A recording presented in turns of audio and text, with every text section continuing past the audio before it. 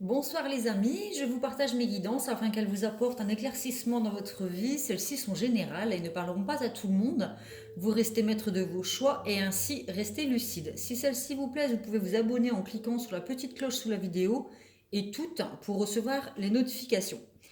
Mettez aussi un petit pouce bleu si l'une d'elles vous a plu afin de me soutenir et je propose aussi des guidances personnelles. Contactez-moi sur ma page pro Facebook, sur mon Instagram ou mon site internet, toujours sous Pomme Plume Tarologue si vous en souhaitez une. Je vous souhaite une belle guidance.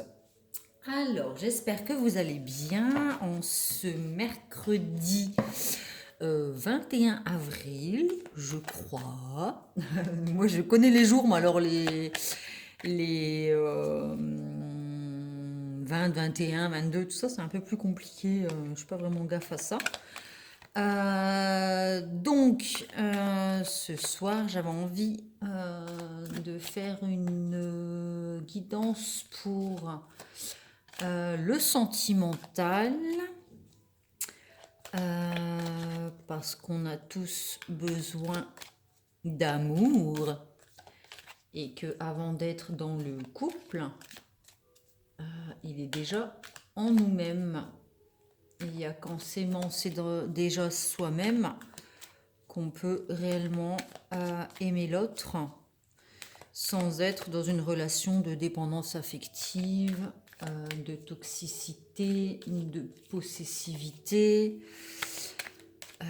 Donc c'est quand on a un certain équilibre à l'intérieur de soi et qu'on s'aime suffisamment soi-même qu'on peut attirer à nous aussi des personnes équilibrées et qui seront aptes à nous aimer comme on le mérite et tels que nous sommes,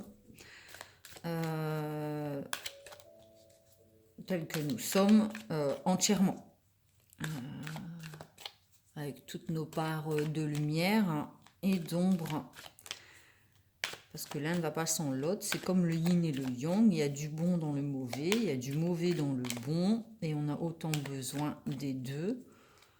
Et il faut aussi accepter les deux pour s'aimer totalement dans son entièreté, en sachant que le yin et le yang représentent le féminin et le masculin. On sait que ça se reflète à l'extérieur dans nos relations.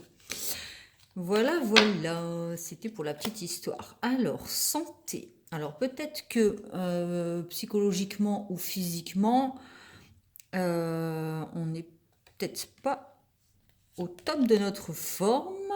On se sent peut-être coupable de certaines choses ou alors on reproche à quelqu'un certaines choses. Alors, peut-être qu'il y a des enfants qui prennent beaucoup de place dans le couple, ou alors l'un des deux souhaite avoir des enfants et l'autre n'en veut pas. Donc, du coup, il y a des reproches de fait quant à la possibilité, l'envie d'avoir des enfants. Ou alors, on a affaire à quelqu'un dans la relation qui est immature et du coup ça crée des conflits pour avancer. Il y a peut-être à mon avis un travail à faire là-dessus au niveau de la relation, parce que ça nous pollue la santé, le moral, et du coup il y a un travail à faire là-dessus. Ou alors comme il y a des culpabilités, enfin des reproches de fait à la maison, on quitte cet endroit et on se réfugie peut-être dans le travail pour prendre l'air. Ou on voit un peu trop les amis.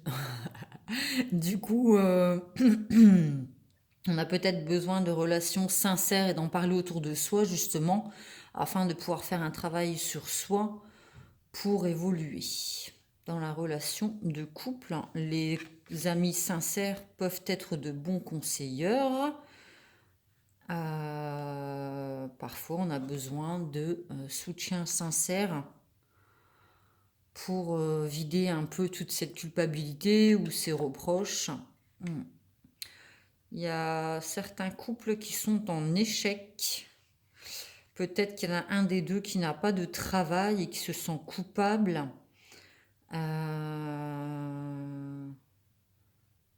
Et du coup, on se sent peut-être soi-même en échec ou l'autre nous reproche de ben, t'es un gros gamin, tu travailles pas, t'es toujours avec tes potes, t'es pas suffisamment mature. Il y a peut-être quelqu'un qui est en train de faire une formation, qui est en train de passer des examens, peut-être des examens médicaux aussi, parce qu'on a quand même la carte de la santé et du coup, il y a peut-être besoin de faire un examen de santé ou alors d'aller voir un thérapeute ou un psy pour pouvoir se confier en toute sincérité et honnêteté sans avoir les reproches de la part de l'entourage en fait, pour pas avoir de jugement et faire un travail sur soi, sur les blessures d'enfance. Ouais, donc des blessures d'enfance, c'est quelque chose qui remonte peut-être à loin et qui nous empêche de construire quelque chose de stable dans la relation. Ou alors il y a une personne qui est enceinte et qui on va faire ses premières échographies et qui a besoin de faire un examen de santé pour voir si tout se passe bien. Il y a peut-être une hésitation, alors c'est un peu bizarre peut-être ce que je vais vous dire. Est-ce que cette personne va porter cet enfant seule? Est-ce qu'elle se sent seule dans, dans sa grossesse, qu'elle ne s'en sent pas soutenue? C'est peut-être une question qui se pose. Bon, il y a une décision à prendre en fait. Et il va falloir discuter. Il va falloir beaucoup discuter, échanger, exprimer ce qu'on ressent. Je ressens peut-être une maman qui est enceinte, hein, qui porte la vie, mais qui se sent un peu en échec face à cette grossesse et qui a besoin de soutien et peut-être une grossesse non voulue. C'était sentimental de base, mais j'ai l'impression que là, le papa n'est pas vraiment apte et disponible à tenir son rôle de patriarche, de base, de pilier, en tout cas dans la relation. Il y a une personne qui n'est pas suffisamment mature pour prendre en charge l'avenir d'une famille ou qui n'est pas suffisamment mature pour s'investir dans la relation et faire des enfants avec une personne. Cette personne, elle se protège, il y a des peurs, il y a des angoisses. C'est une relation où les choses ne sont pas suffisamment dites. On se sent en solitude, on a besoin d'être entouré, besoin de joie, de s'amuser, de luminosité, parce que là, au niveau du moral, c'est pas ça quoi. Ça, à l'intérieur, c'est un vrai engrenage, c'est le mental qui parle, et c'est lourd quoi. C'est lourd à porter, vraiment lourd à porter. Je vais prendre des cartes du Light Year Tarot pour mettre en lumière certaines choses. J'ai l'impression que là, l'amour, il est étouffé à cause du mental et des problèmes du quotidien.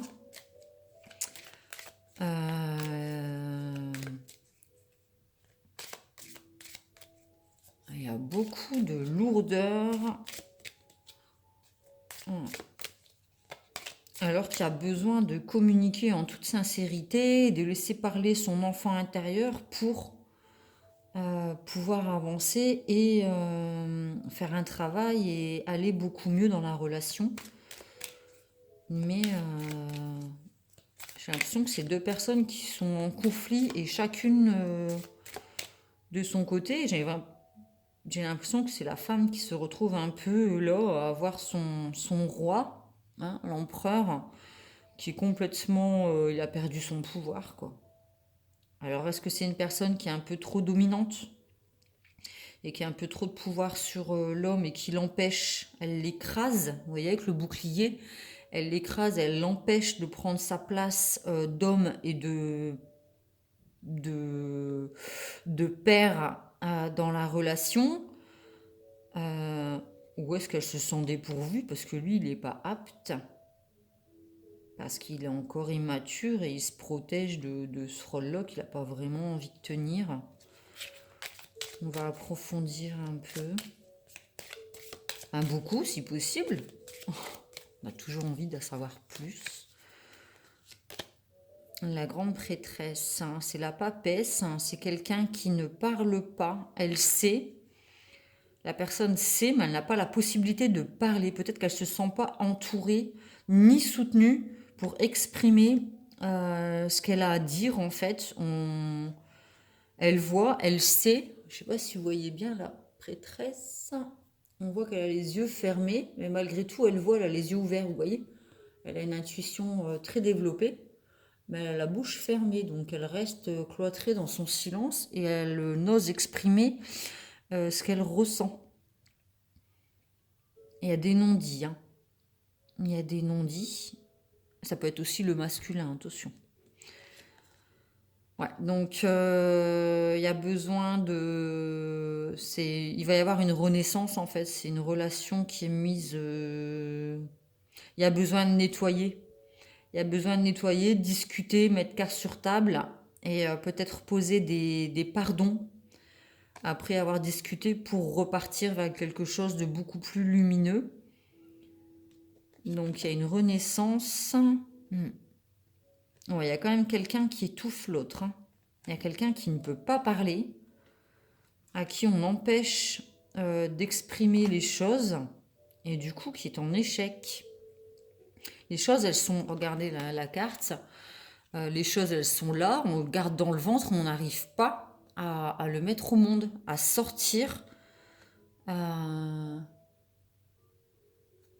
n'arrive pas à mettre au monde, à exprimer ce qui doit être exprimé. Donc c'est tu et c'est gardé en soi. Et c'est comme une petite mort en fait, une petite mort en soi où il y a quand même des addictions aussi. Alors je ne sais pas si c'est une personne qui est enceinte et qui est dépendante de certaines substances toxiques pour elle et pour le bébé. Ou alors c'est une personne qui est en couple avec quelqu'un de toxique et qui est enceinte et qui hésite entre eux.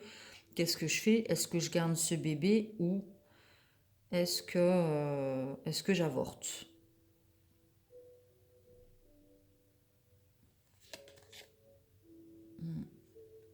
Le gardien du sacré, c'est le pape.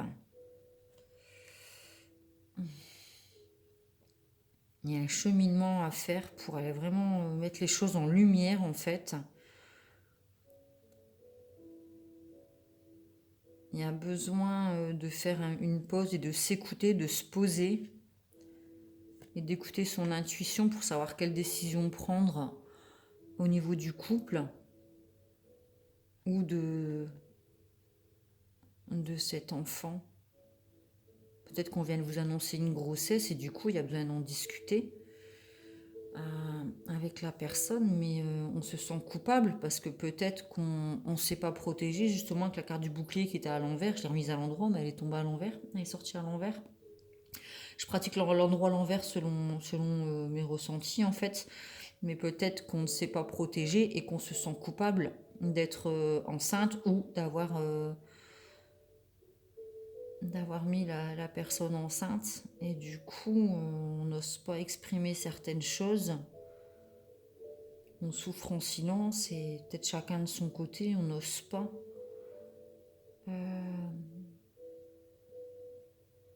dire les choses alors qu'il faudrait vraiment en discuter pour avancer et évoluer dans la relation. Il y a besoin de discuter. Parce que l'empereur, ça représente le roi qui est allongé là. Donc là, il est dépourvu. Enfin, il est complètement terrassé, hein. Le roi a perdu son pouvoir. Et en fait, il a besoin de le retrouver. Il a besoin de reprendre sa place sur son échiquier et de se remettre en selle, en fait. Il a besoin de couper peut-être avec des substances toxiques pour pouvoir retrouver une certaine stabilité, une certaine sécurité, parce que quand il y a enfant égale famille, égale foyer, égale sécurité. On a quand même besoin d'offrir à ses enfants la sécurité, tout ce qu'il faut pour bien l'accueillir au sein du foyer, mais c'est des choses qu'il faut aborder ouvertement et sans jugement dans la relation, parce que là j'ai l'impression que le papa ou le masculin est complètement désemparé et a perdu sa il a perdu sa couronne. Elle est l'impératrice. Donc l'empereur et l'impératrice, c'est le couple sacré. Donc c'est un couple quand même qui est censé évoluer spirituellement.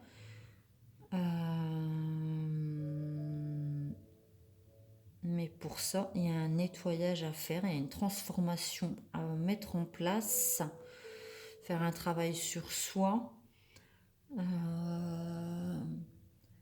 pour pouvoir créer, enfin mettre au monde ce petit être et lui apporter stabilité, amour et un papa et une maman. Ou alors cette femme souhaite créer une famille, mais l'empereur est beaucoup trop dans le mental, avec le bélier, là, ça représente le mental. Et il tourne un peu le dos à cette spiritualité, cette intuition de la femme. Et il est plutôt tourné vers les tentations extérieures. Ou alors peut-être il travaille beaucoup trop, il est beaucoup trop dans le travail, l'argent, l'abondance. Et puis, alors qu'elle, elle porte la vie, l'amour et l'intuition. Et elle se sent peut-être pas écoutée et prise en compte dans ses besoins. Mais ça reste une relation sacrée en fait qui est bénie, dans laquelle il y a possibilité de créer quelque chose de beau et de stable. Ouais, il y a des choses, des addictions peut-être à faire ressurgir, qui vont ressurgir à la surface ou à faire remonter pour atteindre une certaine lumière et une certaine sagesse. Il y a des parts d'ombre à mettre en lumière, des choses encore qui sont non dites, hein, comme la papesse, des choses enfouies en soi et qu'il faut remonter, mettre en lumière pour pouvoir effectuer la renaissance, la transformation du couple. Ouais, il y a des choses à mettre en lumière pour pouvoir sortir du froid et de la nuit, pour pouvoir entrer dans la lumière, sortir ce qu'on a à sortir et vivre une relation chaleureuse, baignant dans l'amour, où on s'épanouit des deux côtés. Ouais, parce qu'en fait, la femme, c'est généralement, elle est représentée par la tendresse et l'homme par la force et a le cœur. Donc, quand il y a de l'amour, on peut. C'est grâce à l'amour qu'on va réussir à unir les deux afin de créer quelque chose qui va porter ses fruits en fait. D'accord. Donc peut-être que la fécondité, c'est peut-être pas un enfant, c'est le fait de porter ses fruits et de pouvoir construire des projets, mettre en place des choses, pardon, et évoluer vers une relation baignant, une relation solaire. Je bois un petit coup. J'ai fait une guidance d'1h15 dans fin d'après-midi et du coup j'ai beaucoup parlé et du coup j'ai un peu mal à ma gorge donc je bois des tisanes, je prends de l'eau avec du citron pour, euh, pour un peu adoucir tout ça. Bref, donc ouais, il y a quand même une relation où il y a des choses qui sont tues et qui ont besoin de sortir pour pouvoir mettre en lumière certaines choses, pour pouvoir être dans une relation solaire où on baigne dans l'amour, où il y a la stabilité, l'intuition, où la femme a autant de place que l'homme pour pouvoir avancer sur le chemin. Encore la même qui sort, le soleil, pour pouvoir être épanoui.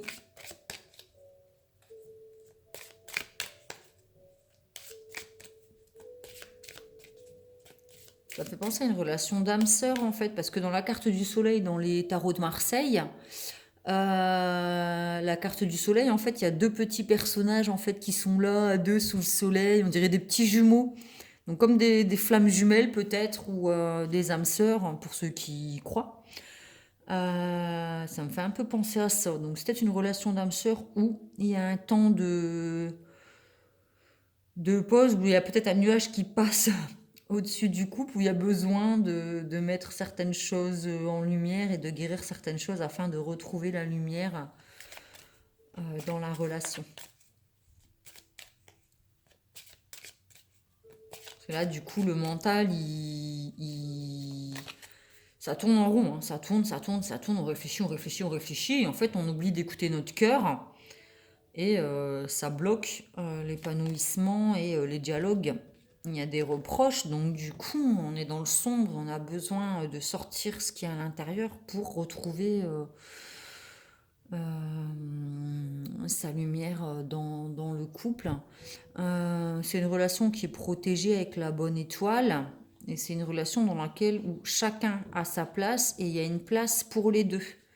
D'accord? Faut trouver sa place, parce que là, j'ai quand même l'impression aussi qu'il y en a un qui écrase peut-être un peu trop l'autre.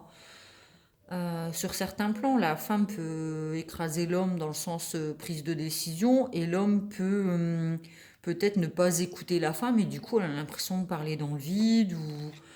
Ou bon, après, voilà, c'est des exemples que je donne, mais les deux peuvent avoir un certain impact sur l'autre, et du coup, c'est compliqué d'avancer, de dialoguer. Parce que là, j'ai l'impression que le dialogue, il est un peu coupé. Il y a des choses qui doivent remonter à la surface, en fait, hein. Il y a des non-dits, des choses cachées, peut-être, des addictions, comme je disais, qui ont besoin d'être mis en lumière pour repartir sur un nouveau cycle, en fait, hein. On voit que c'est la roue, donc il y a un nouveau cycle, il y a les dés, donc les dés de la chance. Euh, on peut remiser sur la relation, en fait. Faut se redonner une chance pour un nouveau départ, une nouvelle saison. Il y a possibilité, hein, de repartir du bon pied, de retrouver un équilibre si on écoute son intuition et qu'on dit les choses. Encore l'empereur, la stabilité, les amoureux et le magicien. Donc là, c'est un commencement, un recommencement en fait, hein. Donc il y a bien possibilité de repartir sur quelque chose de stable, de plus mature dans la relation de couple, où les deux s'apportent, les deux sont complémentaires en fait, hein. Il y a un équilibre entre le yin et le yang, le féminin et le masculin. Et en retrouvant cet équilibre et en donnant la place à chacun dans le couple, il n'y en a pas un qui domine plus l'autre, ou un qui est trop soumis et qui n'ose pas dire les choses, on pourra repartir de bon pied dans la relation. On a tout ce qu'il faut, le magicien, il a tout ce dont il a besoin pour mettre en place ses projets et évoluer sur son chemin. Donc c'est une relation qui est là, on va dire, un peu en stand-by par rapport à ce qui se passe. Et c'est une période un peu sombre, mais il y a possibilité de s'en sortir si les choses sont dites et qu'on a envie aussi et la motivation de faire un travail sur soi, se remettre en question, réfléchir, prendre du temps, reconnaître ses erreurs, pardonner, être à l'écoute de l'autre et de soi pour pouvoir vivre cet amour, pour que cet amour et cette relation nous apportent la lumière et nous rend heureux. Heureux, amoureux, épanouis, soudés, complémentaires, productifs, l'abondance aussi, la roue, c'est aussi la roue de fortune qui parle d'abondance. C'est quand même une relation qui est protégée et faite pour durer. Voilà, j'espère que ce tirage vous a plu, qu'il vous a apporté des réponses, qui a éclairci votre chemin, répondu à vos questions. Je vous fais des gros bisous et je vous souhaite une bonne soirée ou peut-être une matinée si vous écoutez cette vidéo demain matin. Et je vous dis à très bientôt. Bisous.